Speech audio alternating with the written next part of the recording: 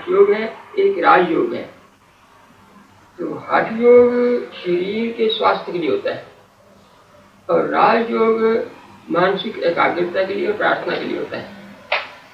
और गायत्री जो है राजयोग का भाग है और ये वैदिक काल से चला आ रहा है, क्योंकि हमारी संस्कृति का संबंध है योग से है।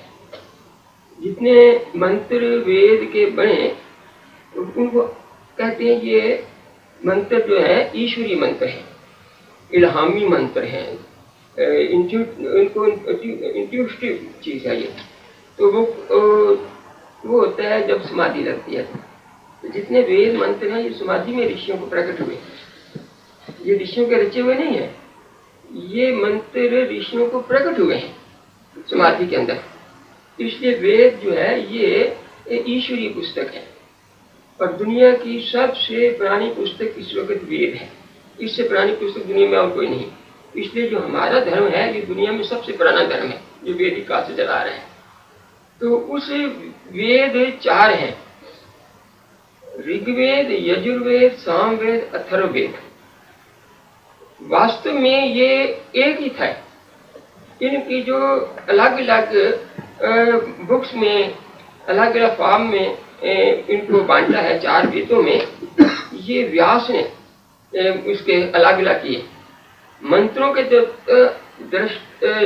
रचने वाले हैं वो तो भगवान हैं, लेकिन जिन्होंने मंत्र जिनके मुख से उच्चारण हुए उनको मंत्र दृष्टा कहते हैं कि इस ऋषि ने ये मंत्र अपने समाधि में प्रकट हुए, वो मंत्र दृष्टा है। इसलिए वेदों के जितने मंत्र हैं उनके कोई ना कोई ऋषि हैं जिनको प्रकट हुए, और वो तो बिखरे हुए थे। हमारी भूमि जो है ये ऋषियों की भूमि थी और हजारों ऋषि थे, कोई कहीं किसी को कुछ ज्ञान प्रकट हुआ, किसी को कुछ ज्ञान प्रकट हुआ और वो मंत्र बिखरे हुए थे। व्यास ने ये काम किया कि उन सबको इकट्ठा करके 4 भागों बांट दिया। इसलिए उसके अंदर वेद व्यास, व्यास का मतलब होता है कि संग्रह करने वाला, तो उसको वेद व्यास इसलिए कहते हैं। वेदों के मंत्रों का उन्होंने संग्रह किया, कंपाइल किया उसने, तो इसलिए वेद व्यास कहते हैं। तो 4 वेद, ऋग्वेद, यजुर्वेद, सामवेद, अथर्ववेद। ऋग्वेद के अंदर जो मंत्र हैं वो भगवान की प्रार्थना से ज्यादा संबंध रखते हैं। यजुर्वेद में जो मंत्र हैं वो ज्यादा यज्ञ से संबंध रखते हैं, यजुर। और सामवेद जो है मंत्र हैं वो ज्यादा संगीत से संबंध रखते हैं। और जो अथर्ववेद के मंत्र हैं वो जनरल है, उसमें मेडिसिन भी है, दूसरी चीजें भी है, वारफेयर भी है, तो वो है अथर्ववेद के। तो कुछ ना कुछ सिस्टम बनाकर उन्होंने इसको 4 हिस्सों में बांटा। और ये जो कुछ मंत्र ऐसे बीच में आते हैं जो ऋग्वेद में भी है, अथर्ववेद में है, सामवेद में है, क्योंकि कुछ मंत्र प्रार्थना के गाए भी जा सकते हैं, इसलिए वो सामवेद में भी आ गए। तो ये कंपाइल हुए। तो वेदों का जो सार है, समझिए ज्ञान का सार, वो गायत्री मंत्र है। कौन वेद का, अगर सारा वेद का निचोड़ क्या है, वेद का निचोड़ गायत्री मंत्र है। और गायत्री मंत्र का निचोड़ क्या है, वो ओम है। तो इसलिए जो मैंने आपको 3 ओम के उपनिषदों में से बतलाया है कि ये 3 मात्रा क्या है ओम की, कि 3 मात्रों में भगवान के दर्शन, वो ओम है। और गायत्री मंत्र में भी यही है। अब मेरे साथ एक बार आप गायत्री मंत्र बोलो और सब मिलके बोलेंगे, मेरे पीछे पीछे, तो आपको फिर उसको ज्यादा जब एक्सप्लेन करेंगे तो ज्यादा पता लग जाएगा। मेरे साथ ओम भूर्भुवः स्वाहा, ओम भूर्भुवः स्वाहा, तत्सवितुर्वरेण्यं, तत्सवितुर्वरेण्यं, भर्गो देवस्य धीमहि, भर्गो देवस्य धीमहि, धियो यो नः प्रचोदयात्, धियो यो नः प्रचोदयात्। तो देखिए इसके एक भाग है ओम भूर्भुवः स्वाहा, दूसरा है तत्सवितुर्वरेण्यं भर्गो देवस्य धीमहि, ये 2 भाग है। धियो यो न प्रचोदयात्, ये लास्ट भाग है इसका। ओम भगवान का नाम है। जब ओम कहते हैं तो समझिए कि आप भगवान का वो शब्द ब्रह्म इसको कहते हैं। शब्द ब्रह्म इसलिए कि एक तो ब्रह्म है जो व्यापक है, और ये उसका नाम है, शब्द है। तो इसके लिए ओम जो शब्द है इसको शब्द ब्रह्म कहते हैं। और वो ब्रह्म क्या है? जो ब्रह्म दिखलाई देता है, शब्द सुनाई देता है, शब्द लिखा भी जाता है, तो ब्रह्म तो दिखलाई देता है। अब वो ब्रह्म है कहाँ? ब्रह्म है भू में, भुआ में और स्वा में। भू क्या है? भू ये पृथ्वी लोग जहां रहते हैं, ये भू है। भुआ क्या है? भुआ जितना नक्षत्र आदि है, जितना सृष्टि है, ये भुआ है। इस हमारे सौर मंडल से ऊपर अनेकों सौर मंडल जो है, मिल्की वे है, दूसरा सारा मिलाकर जहां भी कहीं सृष्टि बनी है उसको भुआ कहते हैं। और स्वा क्या है? उससे परे जो है, जहां पर कुछ भी नहीं है, और वो जो है वो स्वा है। तो ईश्वर यहां भी है, वहां भी है और वहां भी है। जहां हम है वहां भी है, जहां हम नहीं है वहां भी है, और जहां कुछ भी नहीं है वहां भी है। तो वो है ओम। इसी ओम का व्यापक जो 3 भागों में बतलाया था, मैं आपको 3 मात्राएं, वो वेद में यही है कि ये एक ओम का हम यहाँ कल्पना करते हैं कि देखो हर एक के अंदर भगवान है। और एक हम अगर अपनी दृष्टि और ऊपर उठाएं तो जितने लोक लोकांतर है वहां भी भगवान है, लेकिन वहां हमारी दृष्टि जाती नहीं। हम तो यही कहते हैं ना कि भाई हर एक प्राणी में भगवान देखो, तो लेकिन इसकी दृष्टि इसके ऊपर भी ले जाने वाले ऋषि होते हैं जो कहते हैं ये तो छोटी जगह है, यहाँ तो पृथ्वी तो इतनी है और इस पृथ्वी से तो 10 लाख गुना सूरज बड़ा है, तो इससे तो आगे आगे बहुत सूरज हैं, वो सारे वहां भी भगवान है।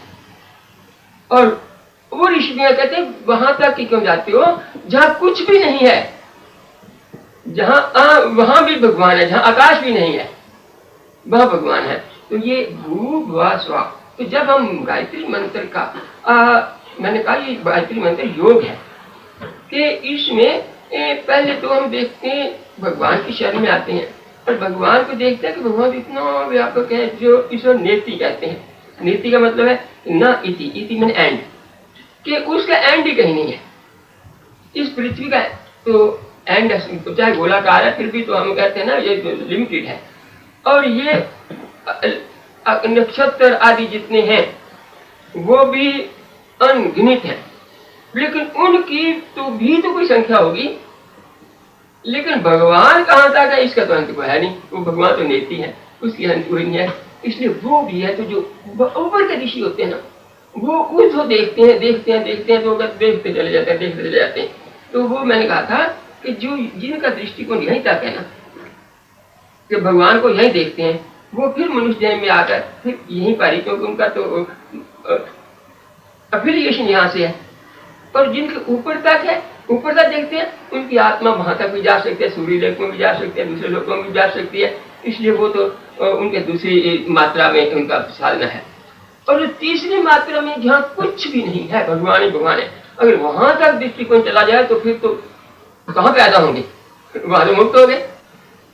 अगर नक्षत्रों में ही घूम रहे हैं तो स्वर्ग में चले जाएंगे, सितारों में चले जाएंगे, सूर्य में आत्मा चली जाएगी, कहीं चली जाएगी। लेकिन जब कुछ भी नहीं है तो वहां केवल ही भगवान है। तो इसलिए कहते हैं योग दर्शन का है कैवल्यवाद। कैवल्य मैंने जिसमें आत्मा, केवल आत्मा ही रहती है और कुछ उसका रहता ही नहीं है, वो है। तो इसलिए पहला जो भाग है गायत्री का बड़ा महत्व है कि हम इसको त्रिलोकी भी कहते हैं, 3 लोकों की कल्पना करते हैं कि तीनों लोकों में भगवान है। अब उसके बाद क्या करना है, वो जो भगवान है तस्सवितुर्वरेण्यं भर्गा देवस्य, वो सविता, सविता का मतलब पैदा करने वाला, जिसने सारी त्रिलोकी को पैदा किया है। सु धातु होता है सृजन करना। तो जिसने जो सृष्टा है उसका हम वरेण्यम भर्गा, भर्गा मतलब प्रकाश, उसका जो प्रकाश है कैसा प्रकाश, वरेण्यम, वरेण्य का मतलब है जिसको हम चूज करते हैं, जैसे कहते हैं स्वयंवर, स्वयंवर का मतलब जो वरण करना। तो वरेण्यम मैंने जीव के वरेण्यम का मतलब चॉइसेस्ट जो प्रकाश है, उससे बड़ा प्रकाश कोई नहीं, उससे ज्यादा चूज करने वाली और कोई चीज नहीं है।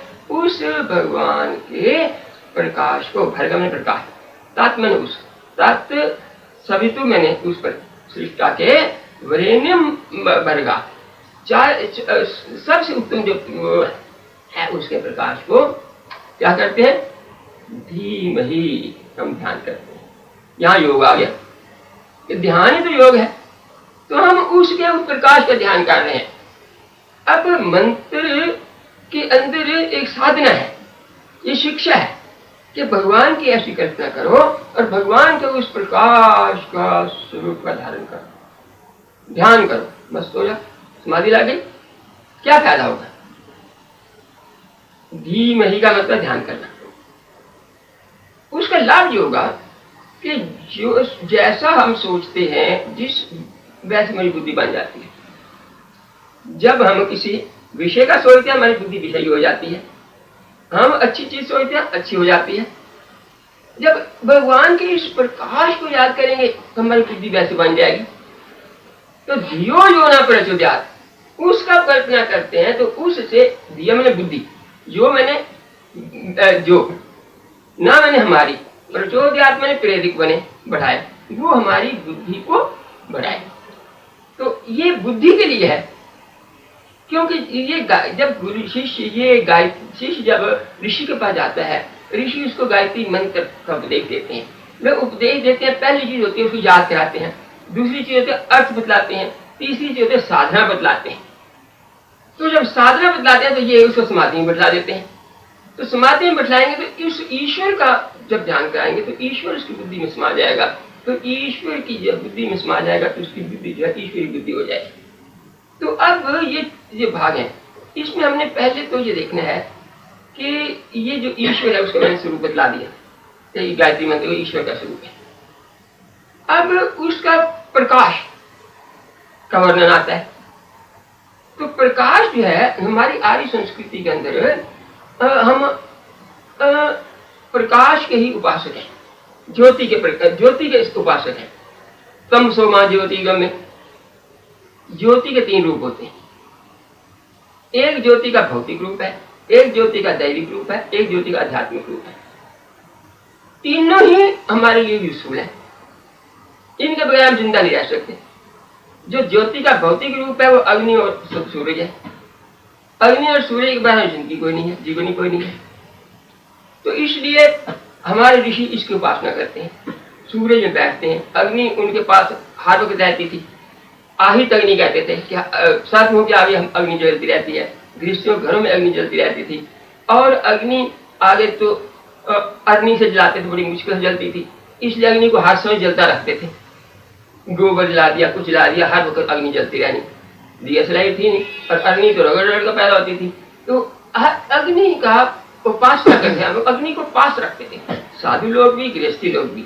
और सूरज की उपासना करते, सूरज के प्रकाश में रहते थे, तो इससे उनको शक्ति मिलती थी। तो यह भौतिक अग्नि जिसके बिना हमारा जीवन नहीं है। सूर्य ना हो तो सृष्टि में कुछ लाइफ न हो, और हमारे पास अग्नि ना हो तो हमारा खाना न बने। तो इसलिए ये एक भौतिक अग्नि होती है। दूसरी होती है जिसकी उपासना करते हैं, वो होता है दैविक अग्नि। दैविक अग्नि वो है जो हमारे अंतःकरण के अंदर मन है। मन को भी अग्नि का है, क्यों?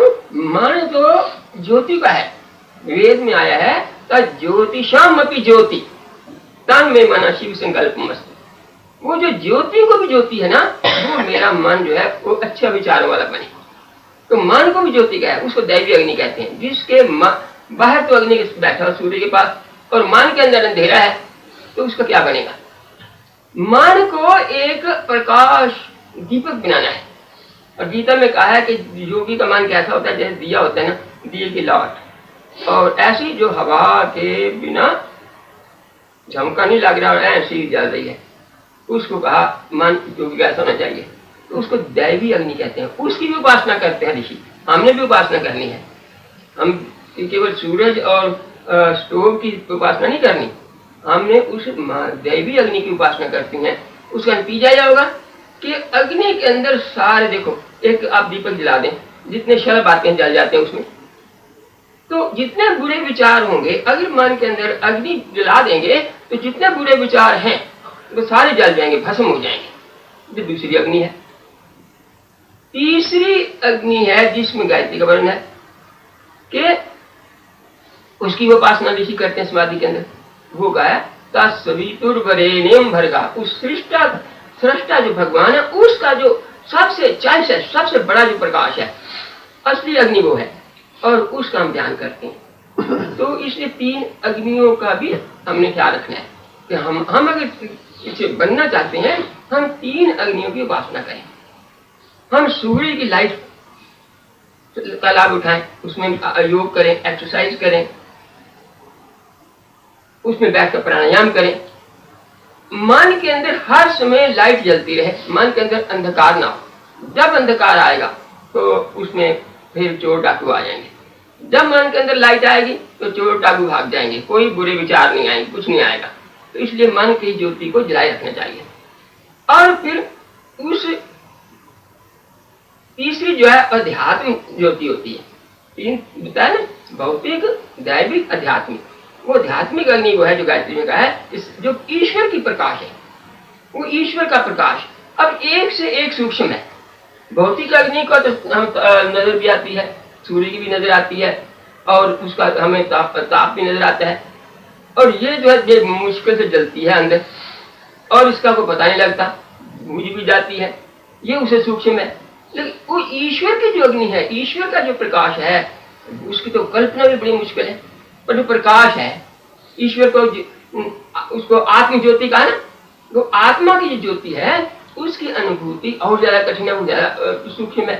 तो इसलिए ये 1 तो 3 अग्नियां जो है ना, ईश्वर का बड़ा महत्व है हमारे जीवन के अंदर। और चौथा उसके बाद बतलाया कि हमारी बुद्धि का विकास हो। बुद्धि भी 4 प्रकार की होती है। एक होती है पाश्विक बुद्धि, दूसरी होती है मानवी बुद्धि, तीसरी होती है दैवी बुद्धि, और चौथी होती है ईश्वरी बुद्धि, आर्ष बुद्धि। अब हम गायत्री मंत्र पढ़ते हैं तो उसमें उपदेश दिया है कि हमारी बुद्धि कैसी हो।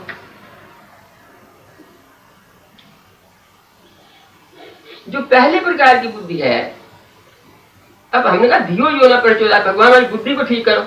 अब बुद्धि को ठीक करो, हमारी बुद्धि तो है नहीं जी, अब तो उसको ठीक करना है। हमारी बुद्धि क्या है?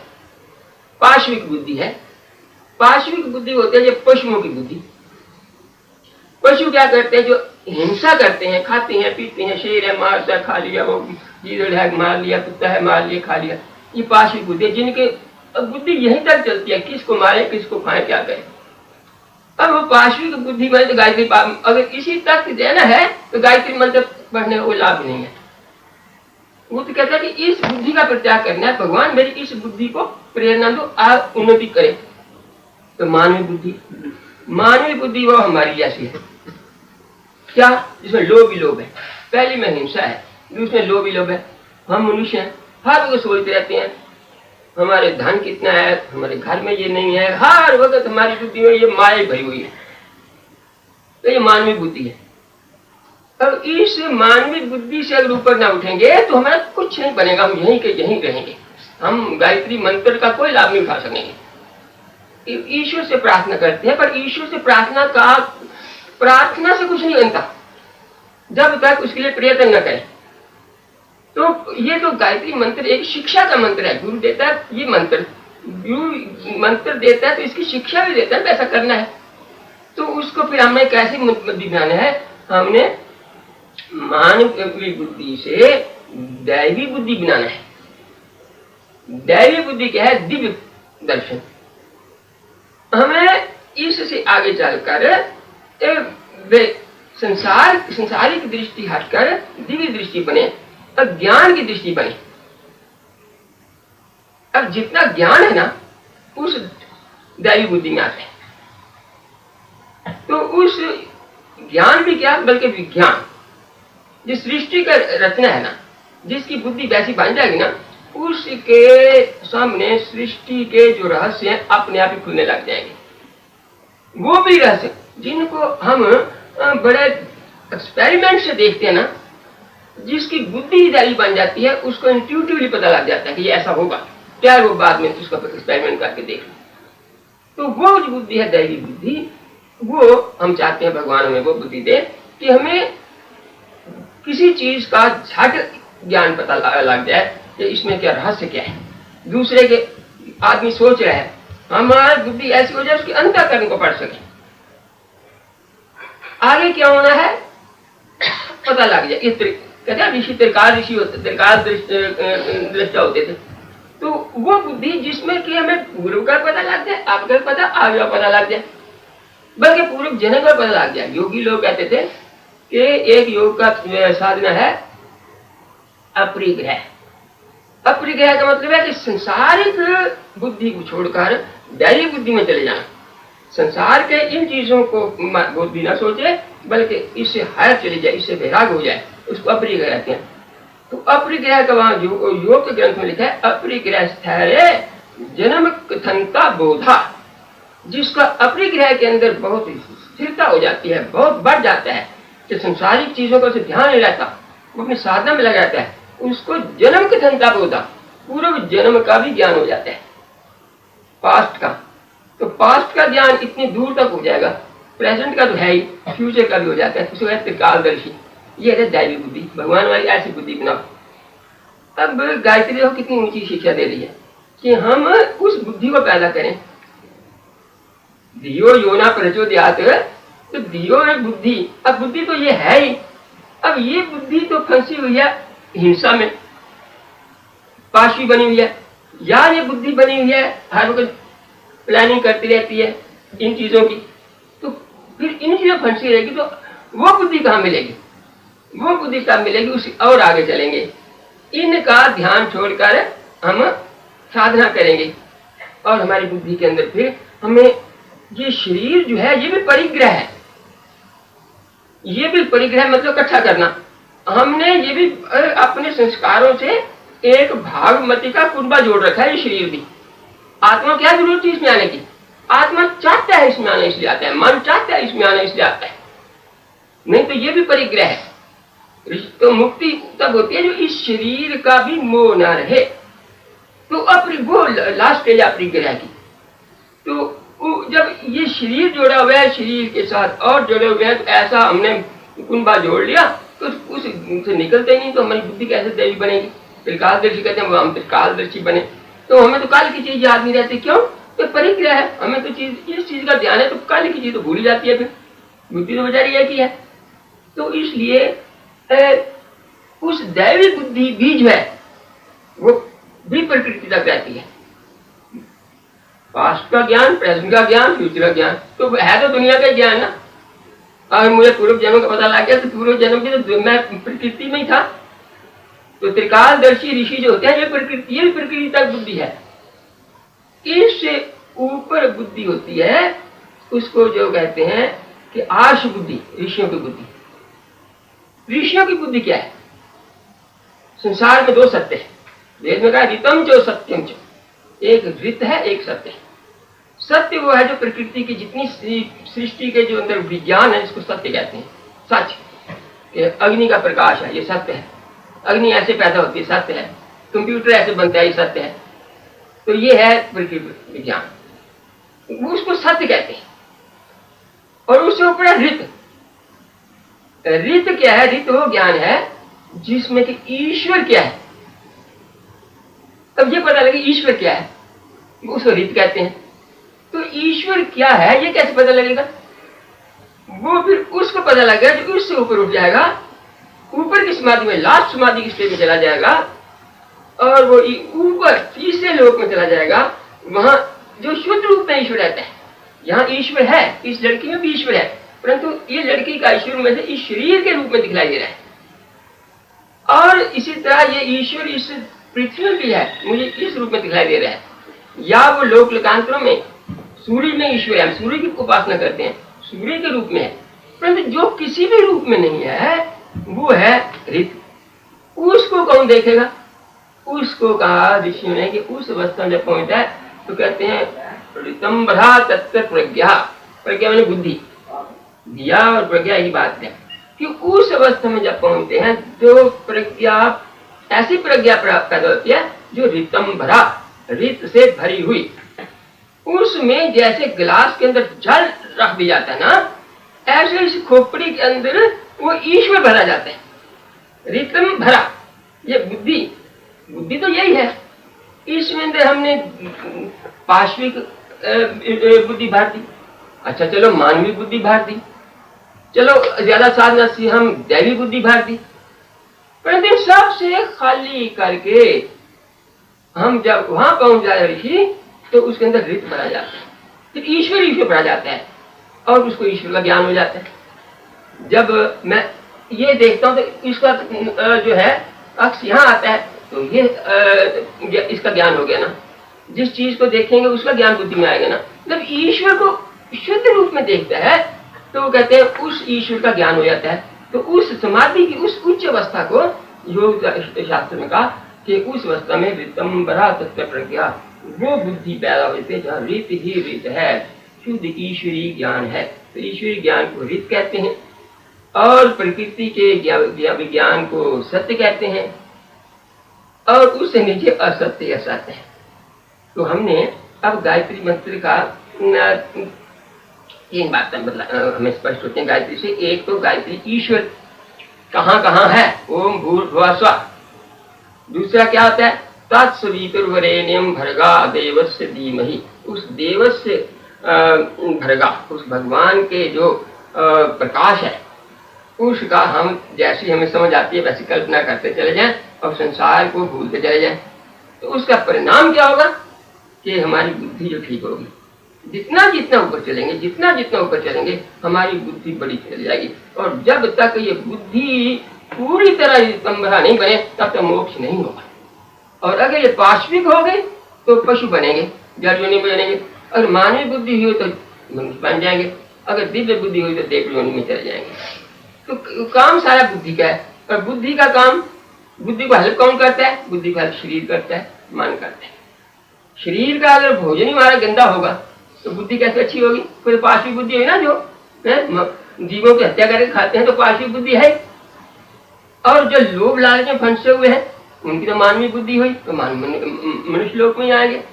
दिव्य लोक में तो वो जाएंगे जिनकी दैवी बुद्धि होगी और मोक्ष वो प्राप्त करेंगे जिसकी आश बुद्धि होगी। तो इसलिए अब ये तो चाहे हमारे सामने है तो गुरु ये बतलाता है ये है गायत्री मंत्र, इसको पढ़ो, इसकी अर्थ समझो, इस पर अमल करो। और लोग क्या करते हैं कि गायत्री मंत्र पढ़ लेते हैं, हमने एक माला गायत्री फेर ली, अब उससे तो शब्द तो याद हो जाएंगे, ठीक है, लेकिन जो उसके अंदर विज्ञान है वो पता नहीं लगा। तो ये तो ऋषियों की जो विद्या है, इसलिए मैंने कहा वेद सब विद्याओं का भंडार है। और उसका मैं कहा कि गायत्री उसका सार है और गायत्री का सार ओमकार है। तो इस प्रकार हमें अपनी साधना करने की जाती है और ये सारा जो है ये योग है। और ये योग कौन सा है, राजयोग है। तो हठ योग और राजयोग, योग के दो ही भाग है, तीसरा भाग कोई नहीं योग का। हठ योग राजयोग, जिसको दोनों आते हैं वो योगी है, जिसको दोनों में से एक आता है तो अधूरा योगी है, जिसको कोई नहीं आता वो कोई योगी है, कुछ नहीं है। तो इसलिए हमें योग के ऊपर और भी आज साधन बताएंगे। तो मैंने तो अपना मुझे आज्ञा हुई थी, मैं थोड़ा सा ज्ञान था मैं आपके सामने रख दिया। वो